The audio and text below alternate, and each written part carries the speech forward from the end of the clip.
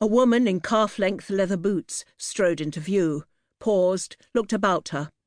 She took another step, hesitant, then continued onwards, her black slacks moulded to her figure, a mane of hair bouncing off her chic leather jacket. Tall, striking to look at, hauling too much luggage, she was making her way along an unfamiliar street in a city that was not her own, pausing as she glanced across to the far side of the boulevard. She was trying to find a bar, a casual, friendly kind of joint to hang out in for a couple of hours, somewhere she could get this load off her back and chill. As she approached a crossroads, she slowed. There was a place right alongside her, flashing lights from within. A tad garish?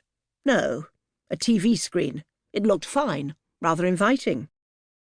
Kurtiz Ross pushed at the door with her foot, stepped inside the unfamiliar bar bistro and glanced about, choosing a table, a concealed corner, not too busy. To her surprise, it was more than half empty. Friday night and no more than half a dozen singles and 2 couples, sleek casual Parisians, lolling against the pillars or lounging against the zinc surfaces, cradling drinks.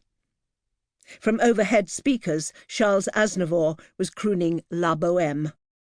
In the centre of the room, where the diners, when they arrived, would be served, there were several sets of red plastic banquettes and half a dozen small wooden tables adorned with red and white check tablecloths.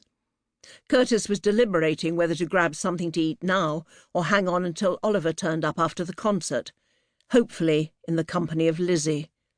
Lizzie, 20 years old. Lizzie. Please God, in the company of Lizzie. Kurtiz's stomach was bunched into what felt like a snarl of wires that were twisting and tightening. She needed a drink. First, a drink.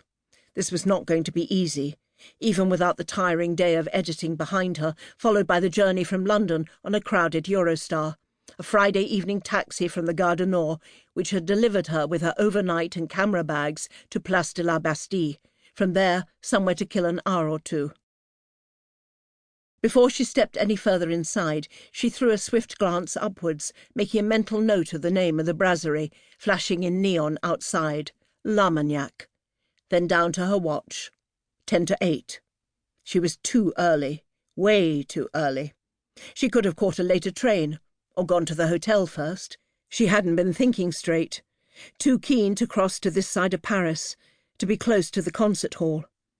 No matter, she was here now, and with time on her hands, so yes, she might as well grab a quick snack.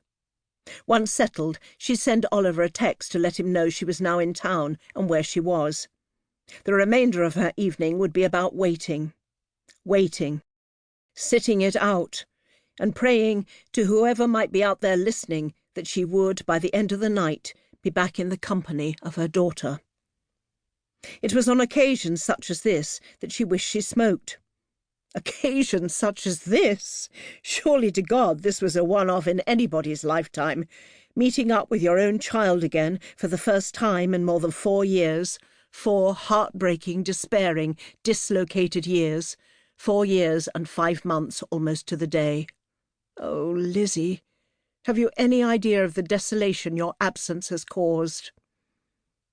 The bistro was warm, fuggy, hearteningly traditional, comforting with a slightly pungent smell of vegetable oil and fried onions, burgers. Kurtiz shivered, brushing off the day, the winter evening outside, and her rising dread of... what? Inadequacy? Disappointment? A no-show? Everything was hanging on Oliver's hunch.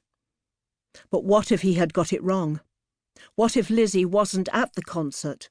Or if she was... what if she refuses to come and meet us? What if she's angry with Oliver and tells him, her own dad, to fuck off? Lizzie, little Lizzie, please, please be there. Little Lizzie. She's 20. Lizzie is a young woman and a stranger to her mother. How had this come about? At what point had their daughter made the decision to run away, skip out of their lives? For what length of time had she planned her escape? Had she always been intent on Paris, or was that simply the way it had rolled? Had Kurtiz's...